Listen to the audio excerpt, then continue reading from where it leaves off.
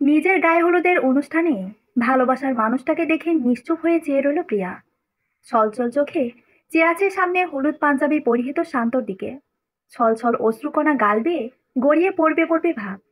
এত মানুষের হই হুল্লোড়ের মাঝে তার ওই ছলছল চোখ তেমন কারো দৃষ্টিতে বাঁধল না। শান্ত হাসি মুখে প্রিয়ার পাশে গিয়ে বসলো। সামনে থেকে হলুদ নিয়ে প্রিয়ার গালে আলতো করে লাগিয়ে দিল শান্ত। অন্য কাউকে বিয়ে করতে হচ্ছে প্রিয়ার, আর সেখানে তার ভালোবাসার মানুষটি এসে হলুদ লাগিয়ে দিচ্ছে তাকে। বিষয়টা কতটা যন্ত্রণাদায়ক তা প্রিয়া ব্যতীত অন্য কারো অনুভব করার সাধ্য নেই। কান্নাগুলো গলায় আটকে আছে তার। শুধু দু চোখ জমা অশ্রুকণা গড়িয়ে পড়ল গাল বেয়ে। শান্ত আঙ্গুল দিয়ে তা মুছে দিয়ে বলল, দোয়া করি পৃথিবীর সব সুখ এসে তোমার কপাল ছুঁয়ে দিক। বলেই উঠে সেখান থেকে দ্রুত পায়ে হেঁটে অনেকটা দূরে গিয়ে একাকী দাঁড়িয়ে রইল শান্ত। গেটের বাইরে তাকিয়ে পকেট থেকে একটা সিগারেটের প্যাকেট বের করে একটা মুখে নিয়ে তা আবার পকেটে নিয়ে নিল। এটা শান্তর একটা বদ অভ্যাসের পরিণত হয়েছে। ম্যাচের কাঠি আগুন সহ সিগারেটের মাঝে লাগাতে এই নিয়ে 3বার ব্যর্থ হলো শান্ত। হালকা বাতাসে বারবার নিভিয়ে দিচ্ছে সেই আগুন, কিন্তু মনের আগুন নেভাতে ব্যর্থ এই শীতল বাতাস। তা যেন ক্রমশ বেড়েই চলেছে। পেছনে এসে দাঁড়ালো ফাহিম, প্রিয়ার বড় ভাই সে। ফাহিম আর শান্ত সমবয়সী, একই বাড়িতে থাকার ফলে ভালো বন্ধুও দুজন। শান্তরা হলো উপর তলায় আর প্রিয়া ও ফাহিমরা থাকে নিচতলায়। তবে শান্ত 2 মাস হলো বাড়িতে আসেনি, দূরে চলে গিয়েছিল কোনো এক কারণে। 2 মাস পর গতকাল বাড়িতে আসলো প্রিয়ার বিয়া উপলক্ষে। কেন জানি বউ সাজে প্রিয়াকে দেখতে ইচ্ছে হচ্ছিল খুব, কিন্তু এমন অবস্থায় হঠাৎ যে কষ্টটা বেড়ে যাবে তা আগে জানলে হয়তো প্রিয়ার দৃষ্টির আড়ালেই থেকে যেত, কখনো সামনে আসতো না। ফাহিম পেছন থেকে কাঁধে হাত রাখতেই চমকে ওঠে, মুখ থেকে সিগারেটটা ফেলে দিয়ে নিজেকে স্বাভাবিক করে নিল শান্ত। মুখে হাসি ফুটিয়ে ফাহিমের দিকে চেয়ে বলে, কি রে, বাসায় এত কাজ পেলে তুই বাইরে কি করছিস? ফাহিম বাড়ির দিকে চেয়ে বলে, কোথায় নাকি লাইটিং এর প্রবলেম হয়েছে তা দেখতে এলাম। তারপর শান্তর হাতের দিকে চেয়ে ফাহিম একটু হেসে বলে, কি রে ভাই, আগে তুই আমায় কত জ্ঞান দিতি এই সিগারেট খাওয়ার বিষয়ে, আর এখন নিজেই অভ্যেস বানিয়ে ফেললি। শান্ত একটা মৃদু হাসি দিয়ে বলে, সময় কি আর সব সময় এক থাকে? আচ্ছা বাদ দে, সবাই ভেতরে, আর তুই একা একা বাইরে কি করছিস?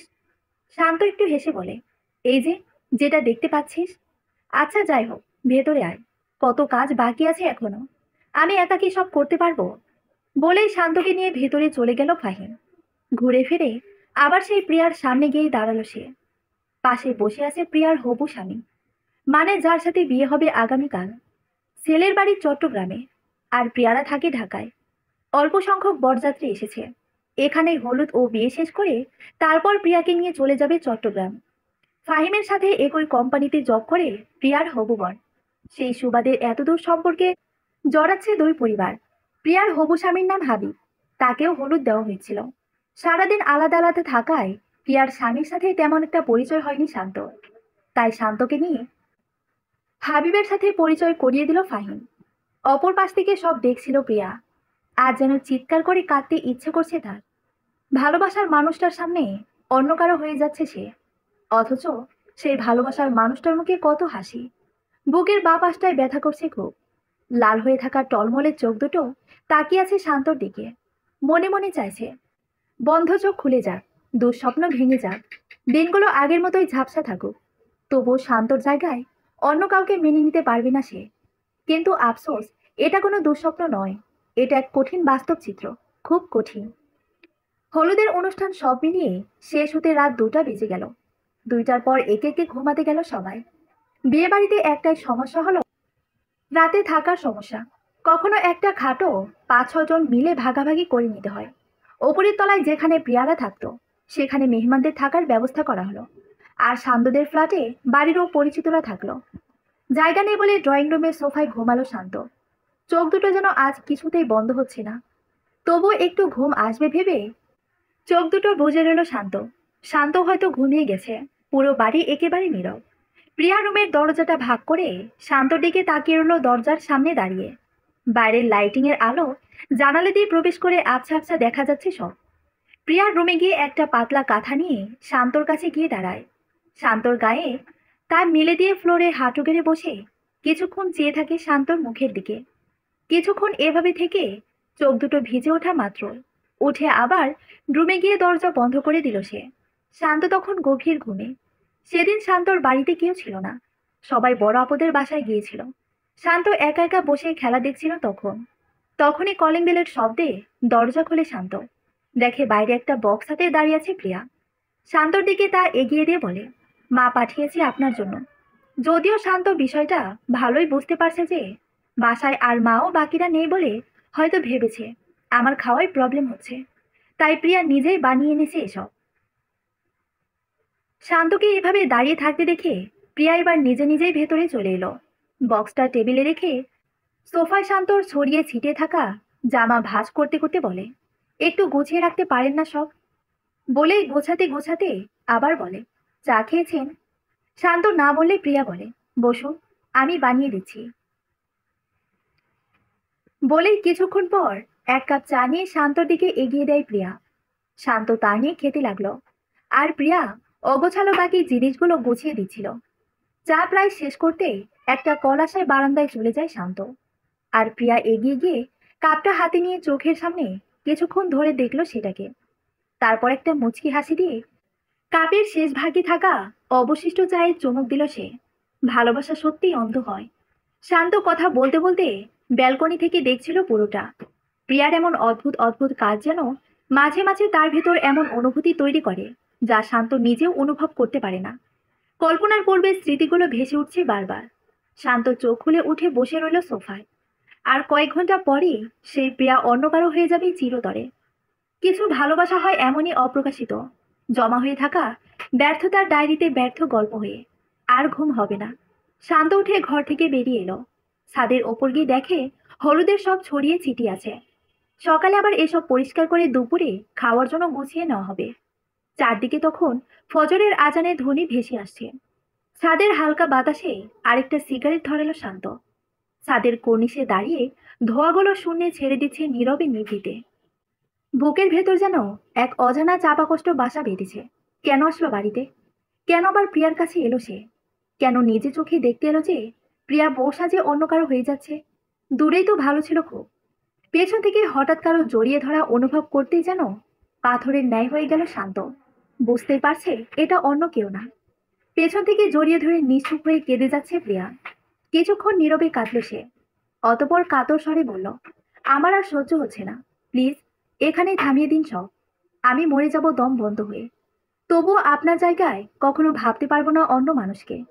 আমি কখনোই অন্য মানুষকে মেনে নিতে পারবো না। প্লিজ এখানেই শেষ করে দিন সব। প্রিয়ার কান্নামাখা গলায় এমন কথা শুনেও চুপ করে রইল শান্ত। সে অনেক কিছু বলতে চাইলেও কিছু বের হচ্ছে না মুখ দিয়ে। আর প্রিয়া শান্তকে পেছন থেকে জড়িয়ে ধরে নিশ্চুপ হয়ে কাঁদছে।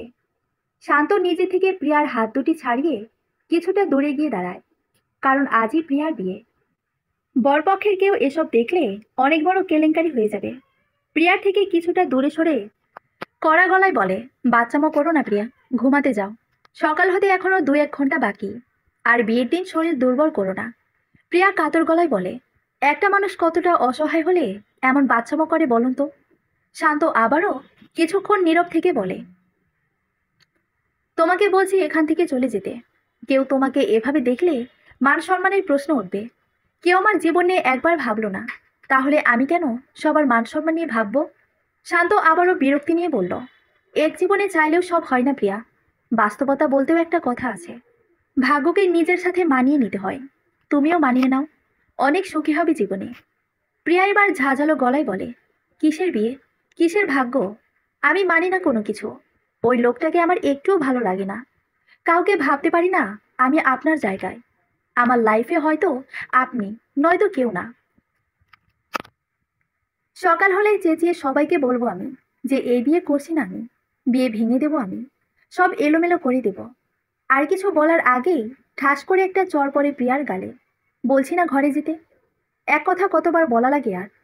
ঝাঁঝালো কণ্ঠ মুহূর্তেই নিশ্চুপ হয়ে যায় প্রিয়ার। গালে হাত দিয়ে কয়েকটা নিঃশ্বাস নেয় সে। আচমকায় শান্ত কি করে ফেললো এটা? নিজের মাঝে অনুশোচনা হলে উল্টো দিকে ঘুরে 2 পা ফেলে ছাদের কিনারায় গিয়ে দাঁড়ালো। তার বুকের ভেতরটাও পড়ছে খুব।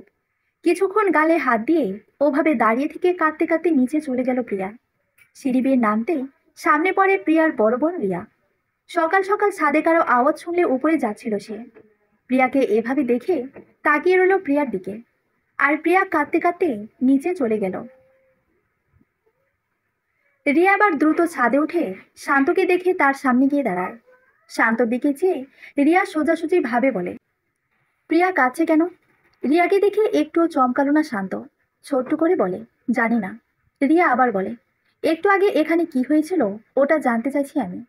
শান্ত ওভাবে তাকিয়ে থাকা অবস্থায় বলে, প্রিয়া কাঁদছিল। আমি আসার পর নিচে চলে গেল। হয়তো বিয়ে হয়ে যাচ্ছে, তাই একাকী কাঁদছিল।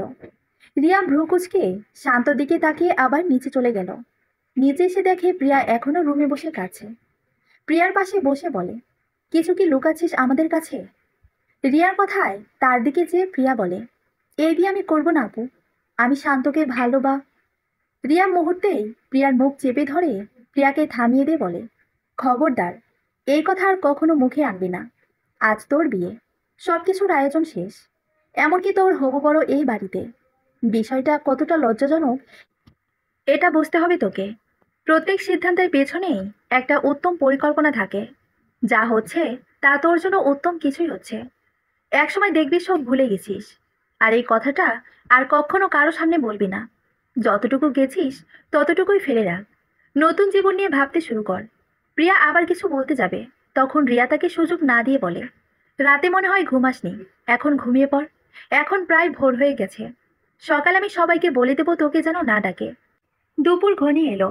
বিয়ের কার্যক্রম শুরু হবার পথে। প্রিয়াকে গোসল করিয়ে সাজানোর কথা। রুমে বেলকনিতে কোথাও নেই প্রিয়া। একাকী ওয়াশরুমের ভেতর বসে কান্না করছে সে। সেই অশ্রুকণা ধুয়ে যাচ্ছে পানির সাথে। ফাহিম আর শান্ত মেহমানদের রিসিভ করছে। যদিও ফাহিমকে সঙ্গ দিতে শান্ত তার সাথে কাজ করছে, তবে তার মন পড়ে আছে অন্য জায়গায়। সব যেন চোখের পলকেই হয়ে যাচ্ছে। ভিতরে সবাই সাজাচ্ছে প্রিয়াকে। প্রিয়ার চোখে এখন আর পানি নেই। জড় পদার্থের মতো হয়ে আছে সে। নেই হাসি, নেই কান্না, নেই মুখে কোনো কথা। যেন একটা পুতুলকে সাজাচ্ছে সবাই। বিয়ের মুহূর্তে কবুল বলার আগেও প্রিয়া মাথা তুলে চারপাশে কাউকে খোঁজার মতো করে তাকাচ্ছে, কিন্তু চোখে পড়ছে না সেই মানুষটাকে। অবশেষে নিজের সব আশা, স্বপ্ন, ভালোবাসা মাটি চাপা দিতে বাধ্য হলো প্রিয়া। যখনই ইচ্ছে করছিল আসর ছেড়ে উঠে দাঁড়িয়ে যাবে, তখনই বাবা মায়ের মুখের দিকে তাকিয়ে সব শক্তি হাওয়ায় মিলিয়ে গেল। তবুও মনে সাহস জুগিয়ে মাকে জড়িয়ে ধরে হাউমাউ করে কেঁদে দিল প্রিয়া। কাঁদতে কাঁদতে একটা কথাই বলছিল, আমি ওদের সাথে যাব না মা, প্লিজ, আমাকে এভাবে ওদের সাথে একা পাঠিয়ে দিও না। প্রিয়ার কান্নায় আশেপাশের মানুষগুলো তাকিয়েছিল শুধু নিশ্চুপ হয়ে। প্রিয়ার বর হাবিব শান্ত মনে ফাহিমের কাছে গিয়ে বলল, প্রিয়া যখন যেতে চাচ্ছে না, আজকের দিনও এখানেই সবার সাথে থাকুক। এত দূরের রাস্তা, আসা যাওয়া করতেও একটা প্রস্তুতির প্রয়োজন। ফাইনালি আজ এই বাড়িতেই থাকার সিদ্ধান্ত নিয়েছে সবাই। আর বাসর রাতটাও এই বাড়িতেই হবে। রাতের রুমে সাজিয়ে প্রিয়াকে রুমে রেখে গেল। রাত তখন 11টা। হাবিব রুমে ঢুকে ওয়াশরুমে গেল ফ্রেশ হয়ে আসতে। আর প্রিয়া জড় বস্তুর মতো নিঃসুপ হয়ে বসে আছে ফুলে সাজানো খাটের মধ্যখানে। কিছুক্ষণ পর হাবিব এসে তার পাশে বসল। দুজনের মাঝে নীরবতা। হাবিব খুব সরল মনের একজন মানুষ, তাই সব জায়গাতেই তার সরলতা। এমনিতে আজও অনেকটাই নার্ভাস। তবুও নীরবতা ভেঙে হাবিব বলে, মন খারাপ? এটা বলে একটু ভ্রু কুঁচকালো হাবিব। তার এমন অযৌক্তিক প্রশ্নে প্রিয়া বিরক্তিবোধ করলো কিনা। এর মাঝে প্রিয়া মাথা তুলে বলে, আপনাকে আমার কিছু বলার আছে। হাবিব একটু হাসি মুখে বলে, হ্যাঁ বলো। প্রিয়া সোজাসুজি ভাবে বলে, আপনি আমার থেকে দূরত্ব বজায় রাখবেন প্লিজ। হাবিবের একটু মন খারাপ হলেও বিষয়টা মেনে নিল সে। কারণ ফ্যামিলিগতভাবে বিয়ে হয়েছে তাদের।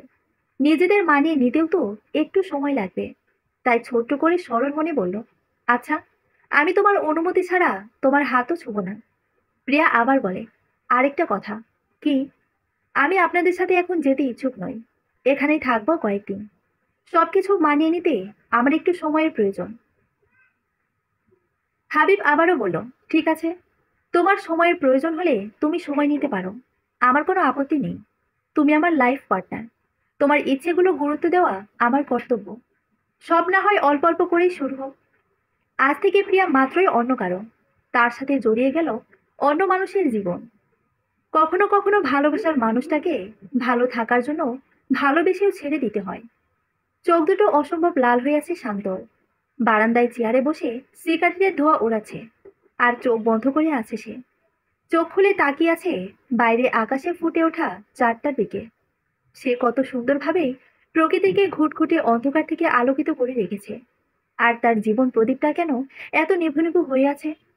রুমে এসে অনলাইনে আসতেই একটা মেসেজ আসলো ফোনে। খুব ঘুম না আপনার? হুম, ঘুম হবেই তো। আপনাদের কিছু হারায়নি, হারিয়েছে আমার। এতক্ষণ অফলাইনে ছিল দেখে হয়তো ভেবেছিল শান্ত ঘুমিয়ে পড়েছে। একটা শ্বাস নিয়ে অ্যাক্টিভ স্ট্যাটাস অফ করে অফলাইনে চলে গেল সে।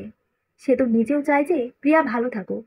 তাহলে কেন এখন তার অনুভূতিগুলো মাথাচাড়া দিয়ে উঠে বুকের বাঁ পাশটায় চাপ দিয়ে ধরে আছে? সকাল হলে প্রিয়াকে ডেকে নিচে নিয়ে গেল তার মা, তার শাশুড়ি ও ননদ, এদেরকে নাস্তা সাফ করে দিতে। কিন্তু প্রিয়া মুখের ওপর পারবো না বলে সেখান থেকে চলে গেল। প্রিয়ার এমন বেয়াদবি অপমানিত করেছিল তার শ্বশুরবাড়ির লোকদের। তারা অবাক হয়ে তাকিয়েছিল প্রিয়ার দিকে। বিষয়টাকে আর বাড়তে দিল না রিয়া। হাসি মুখে সবাইকে নাস্তা দিতে দিতে বলল, বিয়ে হয়ে গেছে তো, তাই হয়তো মন মেজাজ ভালো নেই।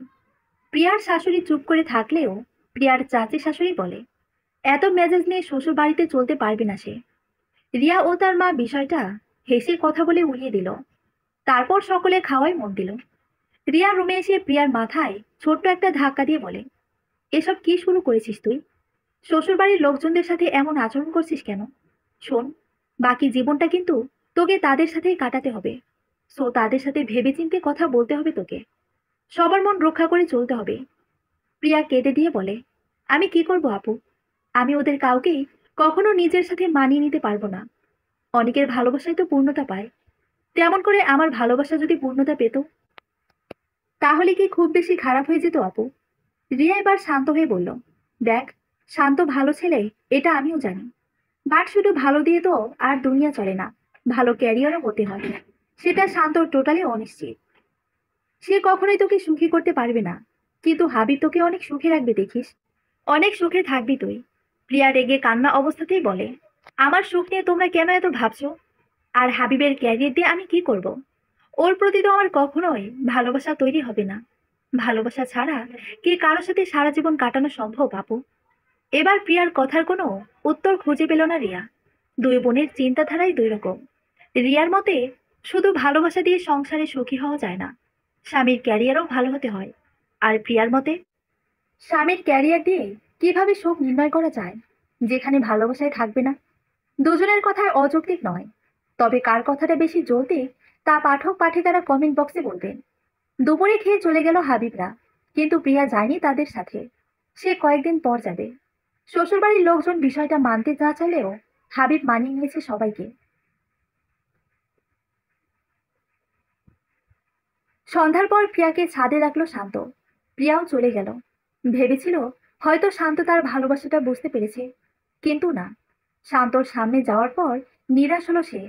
শান্ত তার দিকে চেয়ে বলে, শুনলাম তুমি নাকি তোমার শ্বশুরবাড়ির লোকেদের সাথে খারাপ ব্যবহার করেছো। প্রিয়া সোজাসুজি ভাবে বলে, হুম, আর সামনেও করব। ওদের কাউকে সহ্য হয় না আমার। শান্ত বলল, এসব করে লাভ কি? প্রিয়া বলল, এসব করলে তারা আমায় ওখান থেকে তাড়িয়ে দিবে। হয়তো আমার স্বামীও আমায় ডিভোর্স দিয়ে দিবে। শান্ত একটু হেসে বলে, এরপর কি করবে? প্রিয়া কড়াভাবে বলে, একা একা কাটিয়ে দিব সারা জীবন। তবুও অন্য কাউকে মেনে নিতে পারবো না। এসব বাচ্চামো করে কি লাভ প্রিয়া? আর পাগলও নিজের ভালো বুঝে। তুমি কেন হাতে ধরে তোমার শান্তিটা নষ্ট করে দিবে বলো? ভাগ্যকে মেনে নাও। একসময় সব ভুলে সুখে থাকবে। আমি চাই না এত সুখ। তো কি চাও? আপনাকে, নয়তো কাউকে না। কিন্তু আমি তো তোমাকে ভালোবাসি না।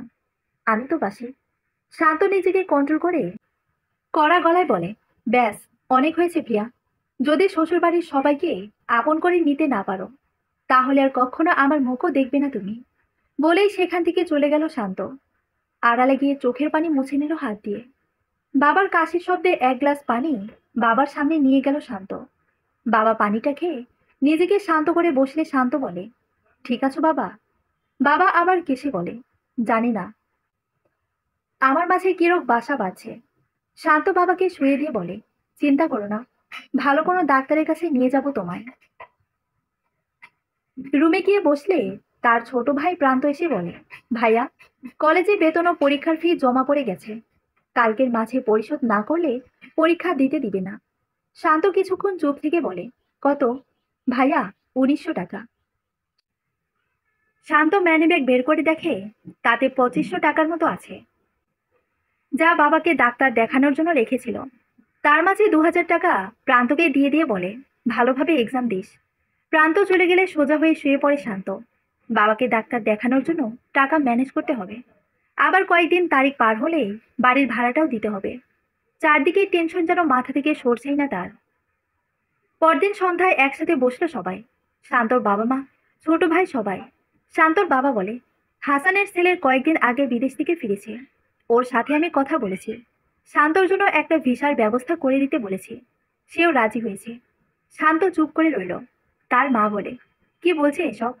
শান্ত এত লেখাপড়া করেও শেষে কিনা বিদেশে গিয়ে কাজ করবে? বাবা বলে, তো আর কি করার আছে? দেশে থেকে কি কিছু করতে পেরেছে? কোথায় জানি চাকরি করছে, তাও 15 থেকে 16 হাজার বেতন। সংসারের খরচও ঠিকমতো চলে না তাতে। আর ভিসাও খারাপ না, ইতালির ভিসা। মা আবার বলে, আমি মা হয়ে আমার ছেলেকে টাকার জন্য অতদূর পাঠাবো? বাবা বলে, টাকা ছাড়া পুরুষ মানুষের কোনো মূল্য নেই। এখন আর তেমন কেউ ছেলের শিক্ষা খোঁজে না, খোঁজে শুধুই টাকা। বুঝতে পেরেছ? ভিসার জন্য হয়তো 8 থেকে 10 লাখের মতো লাগতে পারে। ওটা আমি এদিক সেদিক থেকে ম্যানেজ করে দিব। ওখানে গিয়ে অল্প অল্প করে শোধ করে দিবে। আমিও আর কয়দিন থাকি জানি না। যাওয়ার আগে ছেলেকে একটু লাইন করে দিতে পারলেই শান্তি পায়। তোর মতামত কি শান্ত? শান্ত নিজের দিকে চেয়ে বলে, তোমরা যা ভালো মনে করো তাই আমার মতামত। বলেই উঠে হাঁটা ধরল শান্ত। মা বলল, তো ছেলেকে একটা বিয়ে করিয়ে দিলে ভালো হবে, তারপর না হয় বাইরে যাবে। বাবা বলে, একবার গিয়ে ঘুরে আসো, হাতে টাকা পয়সা হোক, তারপর বিয়ের বিষয়ে ভাববো। এখন শুধু প্রয়োজন ওর নিজেকে গোছানো। শান্ত আর কিছু না বলে সোজা রুমে এসে বসলো। কত হাজার হাজার মাইল দূরে চলে যাবে সে। কি করছে কি খাচ্ছে দেখার কেউ থাকবে না সেখানে। মাস শেষ হতে বাড়ি থেকে ফোন দিয়ে বলবে, টাকা কবে পাঠাবি? আজ কয়েকদিন হয়ে গেল প্রিয়ার সামনেও যায়নি শান্ত। অনেক কল মেসেজ, এমনকি বাসায় এসেও শান্তর সাথে একটু কথা বলতে পারেনি সে। ইদানিং তার দম বন্ধ হয়ে আসা অনুভূতিগুলোর কথা কাউকে কিভাবে বোঝাবে সে? কাউকে বোঝালেও কেউ বুঝবে না। হাবিবকেও অনেক ইগনোর করছে সে, যার কারণে হাবিবও তেমন একটা বিরক্ত করে না তাকে। কেমন যেন এলোমেলো হয়ে গেছে তার জীবন। শান্তকে কেন ভালোবেসেছিল, তার মাঝে এমন কি আছে তা এখনো জানে না প্রিয়া। ওসব কারণ জানতেও চায় না। সে শান্তকে ভালোবাসে এতটুকুই জানে। তোমার সাথে আমার কিছু কথা আছে শান্ত।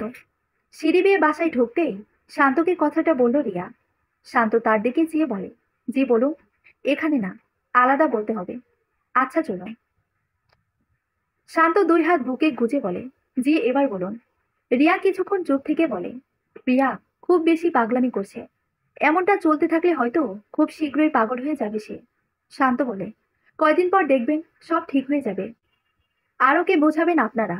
তাকেই বোঝানো যায় যে বুঝতে চায়, কিন্তু প্রিয়া কোনোভাবেই বুঝতে চায় না। ওর এমন কষ্ট আমার আর সহ্য হচ্ছে না ভাই। ভেবেছিলাম বিয়ের পর সব ঠিক হয়ে যাবে, কিন্তু কিচ্ছু হচ্ছে না। তাকে একটু শান্তিতে বাঁচতে দাও তুমি। দূরে কোথাও চলে যাও তাকে নিয়ে। সুখে থাকো তোমরা। সে হয়তো পাগলই হয়ে যাবে এভাবে থাকলে। তুমি প্রিয়াকে নিয়ে চলে যাও প্লিজ। সে ভালো নেই। সে বলল, তোমার জায়গায় অন্য কোনো মানুষকে সে কখনোই মেনে নিতে পারবে না। শান্ত একটু হেসে বলে, আপনি বলছেন এই কথা? কয়দিন আগেও তো আপনার সুরটা ছিল অন্যরকম। আমার প্রতি প্রিয়ার একটু দুর্বলতা ছিল বলে আমাকে সহ্য করতে পারতেন না আপনি। আর আজ বলছেন এই কথা, যে প্রিয়াকে নিয়ে দূরে কোথাও চলে যেতে। রিয়া অপরাধীর ন্যায় বলল, হুম বলছি। দূরে কোথাও চলে যাও তাকে নিয়ে। এদিকটা আমি সামলে নিব। শান্ত একটু হেসে বলে, তা কখনো সম্ভব না। সম্ভব হলে আমি অনেক আগেই প্রিয়াকে কাছে টেনে নিতাম। আপনারা তাকে বিয়ে দিচ্ছেন, তাকে ভালো খারাপ বোঝাচ্ছেন। এই সময়টা অবধি চেয়ে থাকতাম না আমি? আর এখন বলছেন প্রিয়াকে নিয়ে দূরে কোথাও চলে যেতে। তো আমি না হয় কাজটা করলাম। তারপর আমার ফ্যামিলি। ঘরে আমার একজন অসুস্থ বাবা, আমার ছোট ভাই লেখাপড়া করছে, আমার মা, তাদের সবার যাবতীয় খরচ, বাসা ভাড়া, সব এখন আমার দায়িত্বে। আমার পুরো পরিবার এখন আমার দিকে তাকিয়ে আছে। আর আমি একটা মেয়েকে নিয়ে চলে যাব দূরে কোথাও? আচ্ছা, তবুও মানলাম। প্রিয়াকে আমি নিয়ে গেলাম, তারপর কি তাকে আমি হ্যাপি রাখতে পারবো? জীবন এতটা ইজি না। জীবনটা অনেক কল্পনার মতো হলে আমরা যেমন খুশি তেমন সাজিয়ে নিতে পারতাম। কিন্তু আফসোস, কল্পনা আর বাস্তব এক না। তো এখন কি করব? প্রিয়াকে একা থাকতে দিন। হয়তো কয়েকদিন পর আমিও অনেক দূরে চলে যাব। তখন দেখবেন সব ঠিক হয়ে গেছে। রিয়া চুপ করে রইল। শান্ত আর কিছু না বলে চলে গেল সেখান থেকে। আমরা জীবনকে যতটা ইজি ভাবি, জীবন ততটাও ইজি না। কিছু মানুষের জীবন সহজ হলেও বেশিরভাগ মানুষকে অনেক কিছু স্যাক্রিফাইস করে বাঁচতে হয়। আপনি আমাকে সারাদিন এত ফোন দেন কেন? দেখেন যে এতে আমি বিরক্ত বোধ করি। তাও কেন এত বিরক্ত করেন আমায়? শান্তিতে থাকতে দিবেন না নাকি একটু? বলেই ফোন কেটে দেয় প্রিয়া। প্রিয়ার আচরণে হাবিব অপমানিত বোধ করলেও কিছু বলল না। বিয়ের পর থেকেই প্রিয়া প্রতিদিন এড়িয়ে চলছে তাকে, আর ইদানিং অপমানও করে। স্বামী স্ত্রীর মাঝে এমন সম্পর্ক নিয়ে কখনোই সংসার বাঁধা যায় না। প্রথম 1-2 দিন এমন হলে হয়তো মানা যায় যে নতুন নতুন বিয়ে হয়েছে তাই এমনটা করছে। কিন্তু প্রিয়ার বেলায় ব্যাপারটা পুরোপুরি উল্টো। দিন দিন তার খারাপ আচরণ বেড়েই চলেছে। বিষয়টা নিয়ে প্রিয়ার ফ্যামিলির সাথে আলাপ করতে হবে। প্রিয়া কি তাকে মানিয়ে নিতে সময় লাগছে নাকি, নাকি অন্য কোনো কারণ? অফিস শেষে একসাথে কফি শপে বসলো হাবিব ও ফাহিম। হাবিবের বাড়ি চট্টগ্রাম হলেও সে জব করে ঢাকায় ফাহিমের সাথে। সেই সুবাদে পরিচয়, তাই আজ ফাহিমকে নিয়ে আলাদা বসলো সে। প্রিয়ার বিষয়টা নিয়ে কথা বলা প্রয়োজন মনে হলো তার। 2 কাপ কফির অর্ডার দিয়ে হাবিব ভদ্রভাবে বসে বলল, আপনার সাথে আগে আমার যে সম্পর্কই থাকুক, এখন সম্পর্কে আপনি আমার বড় ভাই হন। তবুও পার্সোনাল কিছু বিষয়ে আপনার সাথে কথা বলার প্রয়োজন মনে হলো আমার। ফাহিম একটু হেসে বলে, যেভাবে বলছেন মনে হচ্ছে খুব সিরিয়াস কিছু। হাবিব শান্তভাবে বলল, বিষয়টা আসলে সিরিয়াসই, তবে আপনার সাথে কিভাবে শেয়ার করব বুঝতে পারছি না। ফাহিমও এবার একটু সিরিয়াস লুক নিয়ে বলল, সমস্যা নাই, বলতে পারেন আমাকে। হাবিব কিছুক্ষণ চুপ থেকে বলল, আসলে বিষয়টা প্রিয়াকে নিয়ে। বিয়ের পর থেকে সহ্যই করতে পারে না আমাকে। মানে এমনভাবে কথা বলে যেন আমি তার শত্রু। আমি প্রথম প্রথম ভেবেছিলাম হয়তো নতুন বিয়ে করেছে তাই এমন করছে, কিন্তু ইদানিং আমাকে খুব ছোট করে কথা বলে সে। আমার মা সেদিন ফোনে কথা বলতে চাইলো, তাও মুখের উপর না করে দিল। ওই কারণে মা আপনাদের কারো সাথে এখন তেমন একটা কথা বলে না। আসলে ভাইয়া, সংসার তো এভাবে হয় না, তাই না? প্রিয়া তার সমস্যার কথাটা আমার সাথে শেয়ার করলেও আমি সাপোর্ট দিতাম তাকে, বাট তার এই আচরণগুলো খুবই বেমানান। ফাহিম বিষয়টা কিছুটা বুঝতে পারলো। তারপর শান্তভাবে বলে, আচ্ছা, আমি বিষয়টা দেখছি। হ্যাঁ ভাইয়া, তাই আপনাকে জানালাম বিষয়টা। বাড়িতে এসে কাউকে বিষয়টা জানায়নি ফাহিম। প্রিয়াকে ডেকে নিয়ে গেল আলাদা। তোর কি কারোর সাথে রিলেশন ছিল প্রিয়া? ভাইয়ার কথায় কিছুক্ষণ নীরব থেকে দুই দিকে মাথা নাড়ল প্রিয়া, যার অর্থ নেই। ফাহিম আবার বলে, তোর শ্বশুরবাড়ির লোকদের সাথে এমন আচরণ করছিস কেন তুই? প্রথম দিনও বেয়াদবি করেছিস, আর এখনো করছিস। তুই চাসটা কি? প্রিয়া শান্তভাবে বলে, আমার কিছু চাওয়ার নেই, আমাকে মেরে ফেলো তোমরা। এসব কোন ধরনের কথা? হুম, ঠিকই তো বলছি। মাও কথা শোনায়, আপুও কথা শোনায়, এখন তুমিও শোনাবে। তার চেয়ে ভালো মেরেই ফেলো আমাকে। আচ্ছা, তুই বল, তোর চাওয়াটা কি? আমি কিছুই চাই না। ফাহিম এবার বিরক্ত হয়ে বলে, আমি তোকে বলার জন্য জোর করব না, তবে তোর মনে নিশ্চয়ই কিছু একটা আছে। যাই থাকুক, হাবিব এখন তোর স্বামী। ছেলেটা ভালো দেখেই তোকে তার হাতে তুলে দিয়েছি। আর আমাদের বিশ্বাস ছিল আমাদের সিদ্ধান্তটাই তুই মেনে নিবি। তোর প্রতি সবার বিশ্বাস ছিল। কিন্তু তোর মনে যদি কিছু থেকে থাকে, তাহলে তুই যা ভালো মনে করিস তাই কর। ভাই হিসেবে আর কি বা বলতে পারবো তোকে? কিছু করলেও তোর কারণে আমাদের সম্মান যাবে। এটা কোনো বিষয় না। তুই সুখে থাক, এটাই আমাদের চাওয়া। দিন শেষে শুধু একটা কথাই মনে থাকবে যে তুই আমাদের বিশ্বাসের সাথে বেইমানি করেছিস। কিছুক্ষণ নীরব থেকে ফাহিম চলে গেল। চুপচাপ রুমে এসে শুয়ে শুয়ে নীরবে কাঁদছে প্রিয়া। তার সাথেই কেন এমন হতে হলো? কেটে গেল বেশ কিছুদিন। প্রিয়ার শ্বশুরবাড়ি থেকেও চাপটা বাড়ল। বউ হয়তো বউয়ের মতো থাকবে, আর নয়তো ডিভোর্স হয়ে যাবে। অনেক সহ্য করেছে তারা। আমি জানি স্বামী থাকা সত্ত্বেও এভাবে আপনার পেছনে পড়ে থাকাটা, আপনাকে ভালোবাসাটা পাপ। আমি জেনে শুনেই এমনটা করি, আর করব না। একদিন আপনিও কষ্ট পাবেন খুব, আমার জন্য কাঁদবেনও। তখন আর আমি থাকবো না। আর হ্যাঁ, আপনাকে আমার চেয়ে আর কেউ কখনো বেশি ভালোবাসতে পারবে না। কেউ বাসবে না এত ভালো। শান্ত কিছুক্ষণ নীরব থেকে বলে, আমি কাল চলে যাচ্ছি। সব ঠিকঠাক করে নিবে। স্বামীর সাথে সুসম্পর্ক গড়ে তুলবে তুমি। সুখী ফ্যামিলি হবে তোমারও। আর উল্টোপাল্টা চিন্তা মাথা থেকে ঝেড়ে ফেলো। এক জীবনে সব সম্ভব হয় না। প্রিয়া চোখের পানি মুছে বলে, আমি চাইলে আত্মহত্যা করতে পারতাম, কিন্তু করিনি কেন জানেন? কারণ আমি এপারও হারাতাম আর ওপারও হারাতাম, কোনো জীবনও পেতাম না আপনাকে। আমি খুব ভালোভাবে বেঁচে থাকবো, এপারে আপনাকে পাইনি, তাতে কি হয়েছে? ওপারে গিয়ে আল্লাহর কাছে চেয়ে নেব আপনাকে, কারণ জান্নাতে গেলে ওখানে কিছু চাইলে তো আল্লাহ ফিরিয়ে দেবেন না। বলেই ওখান থেকে চলে গেল প্রিয়া। প্রিয়ার শেষ কথাটা খুব গভীরে গিয়ে লাগলো শান্ত। প্রচুর কাঁদতে ইচ্ছে হচ্ছে তারও, কিন্তু কাঁদতে মানা। নিজেকে শক্ত রাখতে হবে, কারণ তার ফ্যামিলি তাকিয়ে আছে তার দিকে। 4 বছর পর ইতালি থেকে যখন ফিরে এলো শান্ত, তখন সবকিছু যেন স্মৃতির পাতায় রয়ে গেল। লাইফের খুব গুরুত্বপূর্ণ একটা জিনিস হারিয়ে ফেলেছিল, তাও স্মৃতির পাতায় এখনো জ্বলজ্বল করছে। এত বছর পর দেশে ফিরে আসায় অবশেষে শান্তর বিয়ের জন্য পাত্রী দেখছিল সবাই। সবার মুখে কত আনন্দের ছাপ স্পষ্ট ফুটে উঠেছে। আজ 4 বছর পর প্রিয়ার মুখোমুখি হলো শান্ত। প্রিয়ার কোলে একটা ফুটফুটে বাচ্চা। শান্ত আদর করে গাল টেনে দিয়ে কোলে তুলে নিল তাকে। প্রিয়ার দিকে চেয়ে বলে, নাম কি রেখেছো তার? প্রিয়া একটু হেসে বলে, আমার সব থেকে প্রিয় নামটাই রেখেছি, শান্ত। শান্ত কথা ঘোরানোর জন্য বলল, তোমার হাজবেন্ড কোথায়? নাকি তুমি একাই এসেছো? এসেছিল সে, একদিন থেকে চলে গেছে, কয়দিন পর আবার আমাকে নিতে আসবে। শান্ত হেসে বলল, বাহ, হ্যাপি ফ্যামিলি। প্রিয়া একটু মুচকি হেসে বলে, সবাই হ্যাপি, শুধু আমি ছাড়া। এত বছর হলো বিয়ের, আমাদের সন্তানও আছে এখন, তবু আজও আমার মনে হয় সে আমার কাছে অন্য মানুষই। মন থেকে আপন করতে পারিনি তাকে, কারণ সে আমার ভালোবাসা ছিল না, সে ছিল অন্য মানুষ। সমাপ্ত।